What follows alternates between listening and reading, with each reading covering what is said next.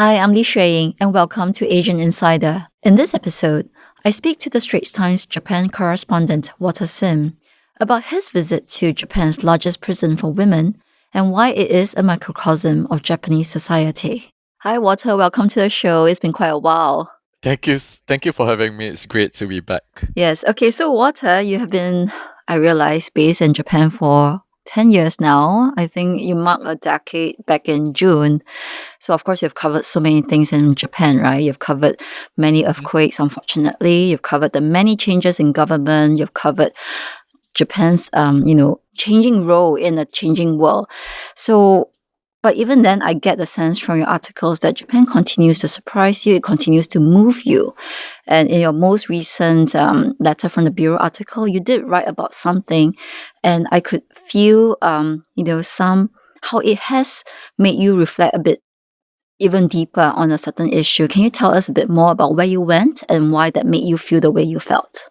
Right, yeah, but before you go into that, on that point about the many changes in government, yeah, I realize it's not as bad as the UK, which has had like Well, seven I don't prime think that anyone ministers can in 10 compare to years, but that. but that said, I have covered five prime ministers, so Gosh, I think it's in 10 years. So it yes, started from Abe and it went on to, gosh, I can't even remember. It went on to Suga, then Kishida, and yes. then there was that brief Ishiba interim and now Takaichi. And so yes, it's been really a whirlwind year, I think. And yeah, you're right that, Japan really continues to surprise me. And even Mm, after 10 years, well, I think I have come to have a grasp of the rhythms, the seeming contradictions of Japanese society, what really makes this country tick. mm, Yeah, I think what makes reporting on Japan so captivating, and I'm glad that you notice it as well, is that there are always so many profound stories that yes. are hiding in plain sight,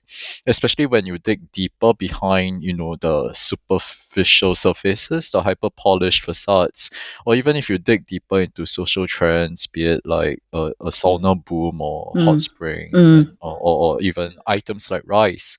So these are things that yes. people would take for granted, and I think there's just so much fascination about that, and that also extends to where I went earlier this year for this letter, and that's Tochigi Prison, which I visited in May.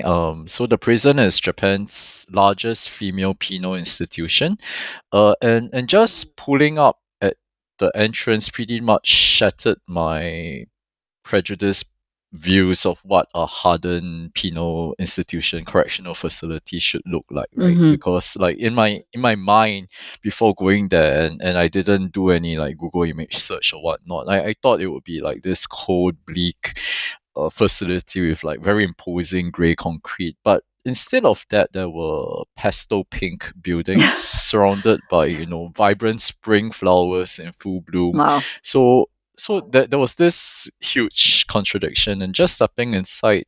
However, I think what also surprised me was that beneath the, rather soft exterior, there's Mm-hmm. this very poignant mirror of what I think are more profound demographic changes that modern Japan is facing, Mm-hmm. both its aging population as well as the growing numbers of foreigners. And on the aging population front, I think the issues that elderly face, such as poverty, such as social isolation, they really converge together in a way at the prison that kind of makes it feel like a nursing home, if I may put it Oh that way. my goodness. A prison that feels like a nursing home. Tell us a bit more about that. I mean, you have a library there, and even cells. There are either single cells or six-person cells for the better behave. Right. I mean, they get to watch television in their free time at Mm-hmm. night, and during in the evenings when they are not at work, they are not supposed to talk when they are at work, but outside of work, that there seems to be a community. They meet people, they can hang out with friends. So Mm-hmm. and they get taken care of, like all three meals of the day are provided. Right. There are even rooms where so-called reflection rooms where they can talk to prison officers and really have a listening ear to their issues and problems. So yeah, in that sense, I guess it does kind of feel like a nursing home where their everyday Actually, it needs are sounds better met. than some nursing homes. Yeah. I would think so. Yeah. Yeah. So, what is the age group like? I mean, what's the profile of these prisoners in this one, in this facility? So very briefly, I mean, it's a slight digression since we're talking about Mm, aging, but yes. in terms of foreigners, right? About one third of the female prisoners at Tochigi Prison were Mm, non-Japanese. They come from 33 different countries.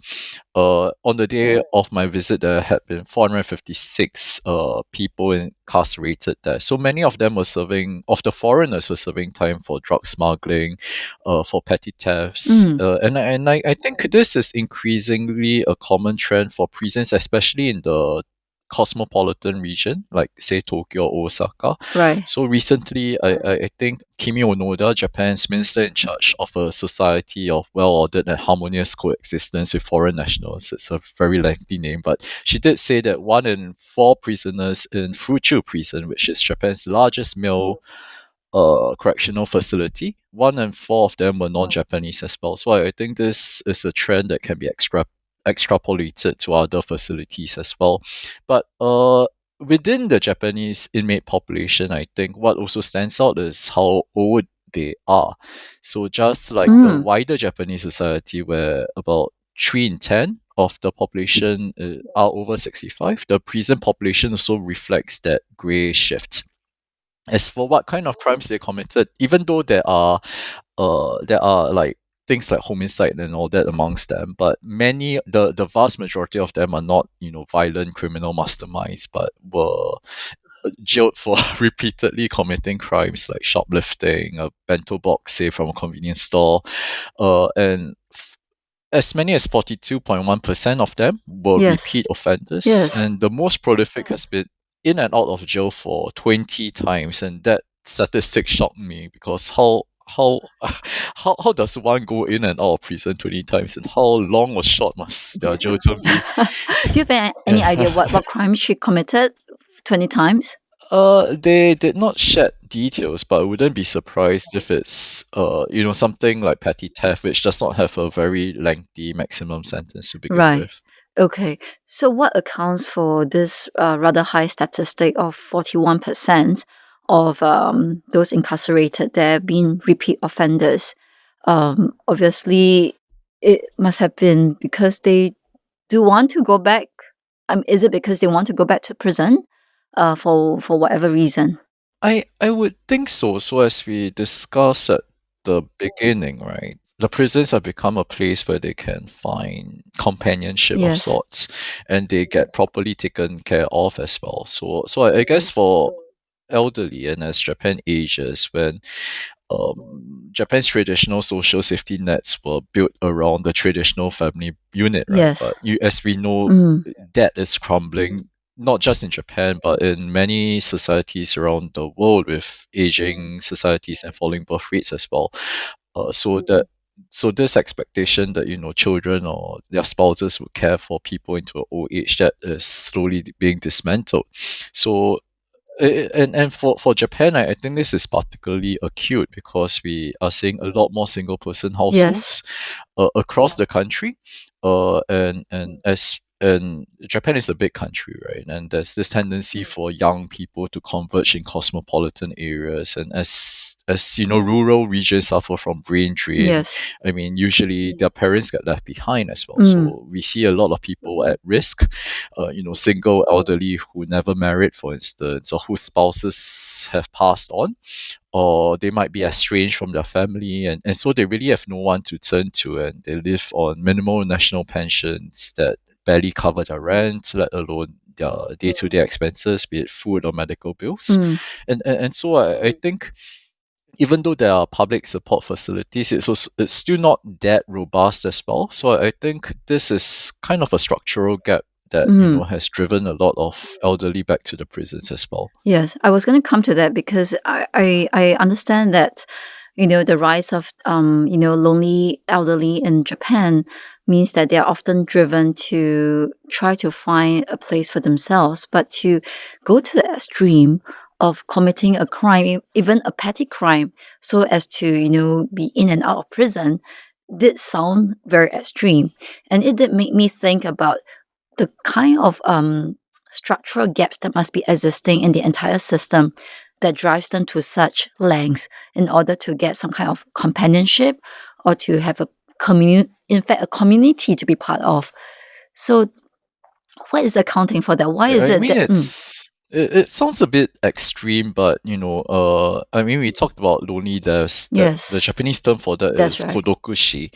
So that basically is when seniors pass away alone in their apartments and they are not discovered for weeks. And I believe this is something that is happening with increasing frequency in places with similar demographic changes, Mm, including Singapore, of that's course, right. but also South Korea, maybe Taiwan as well. Mm, So the whole irony is that in a country where public support for single elderly is still not that strong, even though things are slowly changing. But the irony is that if you look at it through that lens, the prisons become the anti-kodokushi environment, right? So because in the prisons there are people to check on their well-being. Someone is guaranteed to check on them. Someone is guaranteed to notice if they don't turn up for breakfast, for instance, or don't turn up at mm-hmm. a designated time for a designated task. So I think that's the real heartbreak of it. In Japan, there are of course public nursing homes, but Yes. these have extensive waiting lists that span months or years, especially in crowded areas. And even though they are so-called public, you have to pay to get in, right? And the monthly fees are based on their income, their savings, the kinds of needs that they have, and reportedly they could cost a minimum of at least 80,000 yen, which I per month. So that translates to about I think $750 or so in current exchange rates.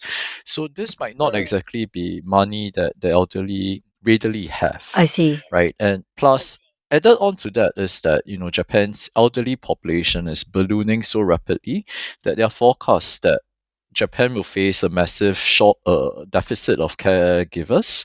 Right now, it stands at about 250,000 workers, according to this report I'm currently reading. But that gap is projected to grow to as much as 570,000 by 2040, and so I think this is Right. really quite acute. And if the structural gaps are not strengthened or closed, yeah, I guess there's really nowhere for them to turn to. I would want to come to what else is being done by the government to tackle this looming crisis, or if not already here. But one quick question back on the prisons. Surely the authorities are aware that the elderly in Japan are gaming the system in this sense to try to use the prisons as a refuge for themselves. Are they not? I I'm sure they are, but there is also not much that I think they can realistically do, right? Because ultimately a crime has been committed, and ultimately the justice going through the justice system, the courts have ruled that they have to be jailed, and so it becomes a cyclical problem. So I think Right. beyond that, Japan is trying to put a stop to that by focusing on rehabilitation. Yes. Ironically, might kind of make prisons a bit more welcoming for repeat offenders, I think. But yet again, I think so in this form of rehabilitation, I think it does solve part of the problem, especially amongst hardened criminals. So in this front, Japan kind of revised its penal code in June 2025, I think, in what was the first major update to the penal code in more than a century.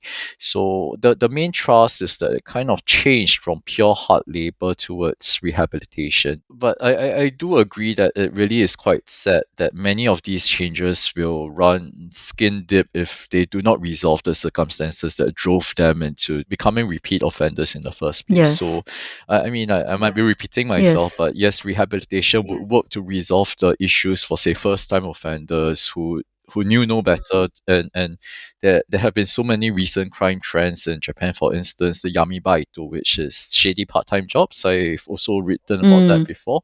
So it's when yes. youth get ensnared by the promise of lucrative uh, paying jobs for minimal effort, Mm, and most of them end up being tied to committing a crime, robbing an elderly family and whatnot. So they knew no better, right? And so the whole rehabilitation process might work for these this disenfranchised, this disillusioned youth. But for the elderly, I'm a bit skeptical about whether Yes. that would have much of an impact, because life on the outside of the walls of the prison is this struggle against financial hardship, against loneliness, and yeah, and prison, as we discussed, their needs are covered Yes. by taxpayers to the tune of about 2,400 yen a day, which is about $20. Yeah. And it is also the case that Tochigi Prison is going to be closing. I think you wrote about it as well, and that's also because of declining criminal rates as well. So how do we square that, and also where does that leave these lonely women, elderly women, who had previously, looked to go into the prison as a way of getting care for themselves? So that's another issue, right? And how do we square this? Of course, nationwide, with a decline in population, and Japan being a country which has historically had very low crime rates, I think that decline of population would also lead to a decline in crime numbers Yes. quantitatively. Yes. Yeah, right. So with overall crime numbers in Japan falling, I think the number of female inmates are also dropping. So Tochigi Prison was once over capacity, but I think as of now it's running at about 70% of its capacity. And with Mm-hmm. the facility aging as well, I think the authorities made the decision that they could close the prison and transfer the inmates to the 11 other female-only correctional facilities across Japan without much Mm-hmm. issues. So where does that leave these women? Well, they would be dispersed elsewhere, but I think the broader crisis would still remain, because, of course, unless something is done to resolve the socio-economic Mm. conditions that drove them there, Mm. and unless they find that they can live with dignity or basic financial security, I think they would inevitably still find their way back to the Indeed. prison. So that is where that leads me very nicely to my question about what else is being done by the authorities, right? I mean, you talk about the acute shortage of caregivers, for instance. I think that perhaps foreign workers is one resource for Japan to look at, but I don't know whether it can really fully plug the shortage. Then I think the other factor that you cited was about how expensive nursing homes in Japan are. And I guess that's where I want to ask, are there plans for Japan to, have a larger network of public nursing homes, for instance, for its elderly population that doesn't require, so that they are not required to commit crimes in order to be taken care of? I think we kind of need to look at this from two levels. So in terms of manpower shortage issues, labor issues, of course, Japan is slowly loosening the tap and allowing more foreign workers, especially in areas where there's an acute shortage, and caregiving is obviously one of them. But the issue is that, according to current immigration law, if I'm not wrong, they are only here on short-term I see. visas. They are only allowed to be in Japan on short-term visas. So it Mm. becomes a cyclical process where, you know, caregivers from overseas would have to be trained, recruited, trained, brought to Japan, and then once they max out their visas, they'll be sent back, and then a new crop of people will come in. Whether that's eventually sustainable or not in the long run, I really don't think so. But then again, I think it's a country that, with huge demographic Mm. changes, I think that there's a lot of scrutiny on what the government is doing Mm. in terms of immigration policy Mm. as well. So there might be some calibration on that front. But the other question is that even if more foreign caregivers are allowed in, would, say, a single elderly Japanese want to be cared for by a foreign worker? So Mm. that's another major question, right? Unless there's understanding, and unless I guess the foreign caregivers properly understands Japanese culture, Japanese Mm. norms, how to interact with a possibly difficult Japanese elderly, I think that might just be a band-aid and not be a permanent solution to the problem as well. So more realistically speaking, in terms of legal changes, I think as you brought up as well, I think yes, the government is finally realizing that this the family based structure that has been tradition to Japan is slowly being fractured, and I think this prompted recent moves to change guidelines, right? So until recently, a major systemic barrier for a lot of single seniors, single elderly, has been this requirement for to have a personal guarantor. So when they rent an apartment, for instance, they need someone to guarantee Mm. for them. When they get admitted into hospital, for instance, there must be a guarantor, or even a nursing home. So, but what if they have no Yes. family, or what if they are estranged from their family, Yes. right? So these doors get slammed in their faces. So, the new law really requires local municipalities and social Mm. welfare bodies to step up as that support network and to kind of help with any bureaucratic paperwork that comes with managing their finances and assets, or hospital admissions, or what if they die, who is going to handle their funeral Yes. arrangements. And I think this is necessary for a more compassionate society as well. Mm. So the question is, how long will it take for real change to be seen, and whether this would effectively replace what really is needed, which is human connection. Mm. So, like to have a bureaucrat or a caregiver checking in now and then is definitely different from having someone by your side on an everyday basis, right? Which is what the elderly would have, say, in prison Mm. or in nursing Mm. home. And still, I think yeah, the state should still be the last resort. Yes. What about in terms of the nursing homes or maybe elder care homes where there can still be some semblance of a community, even if not quite family, for these older people? Yeah, I do think that efforts have to be taken to beef up these facilities as well. It's definitely something fascinating to look at, and obviously, as you would know, is something that, like I said, all the many of the East Asian countries are looking into it. Of course, we have talked about humanoids, right, stepping in to provide Mm. emotional support. Right. I think our colleagues in China have written about that, but whether they can actually be a substitute. Some of them in Japan are quite fancy as well, so they respond to touch, they respond to voice. Yes. Yeah. Well, I'm really not sure that this is a world that I want to grow old in. But thank you very much, Walter, for joining us on the podcast and for sharing so candidly your views about what's going on in Japan with regards to its elderly. Thank you again for coming on. Not at all. It's always a pleasure, and I look forward to be back soon. Well, that's a wrap for Asian Insider. If you'd like to read our column, we have a link in our podcast show notes. You can also sign up for our Asian Insider newsletter. This episode was produced and edited by Faisal Sunny. Thank you for joining us.